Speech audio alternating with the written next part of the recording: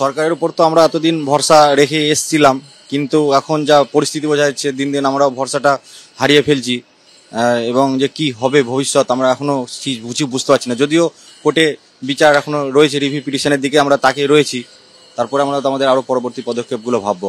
ততদিন পর্যন্ত না আমাদের যে সমস্যা আছে সেই সমস্যার সমাধান হচ্ছে, ততদিন পর্যন্ত আমরা রাস্তায় থাকবো, এবং রাস্তায় থাকবো তার সঙ্গে সঙ্গে কোর্টের উপর আমরা একটা ভরসা রাখবো। আমরা চাইছি, আমাদের বিশ্বাস যে আমাদের উপর যে অন্যায় করা হয়েছে সেই অন্যায়টা একটা সময় গেলে সেই অন্যায়টা সমাধান আমাদের হবে। অর্থাৎ কোর্ট আমাদেরকে যে বরখাস্ত করেছে বা আমাদের চাকরিটা বাদ দিয়েছে, সেই চাকরিটা কোর্টই আমাদেরকে আবার ফেরত দেবে। আমরা তো এখন সবাই দিশাহীন, তবুও কোথাও আমাদের আশার আলো আছে। আমরা যেভাবে আন্দোলন সবাই করছি, কোর্টে আমাদের রিভিউ পিটিশন করা হয়েছে, দেখা যাক এখন কি হয়। আশায় আছি আমরা যে আমরা ন্যায্য পথে মেধার ভিত্তিতে চাকরি পেয়েছি, সেই আশায় আমরা বসে আছি এবং বসে থাকবো যতদিন না আমরা ন্যায় বিচার পাবো।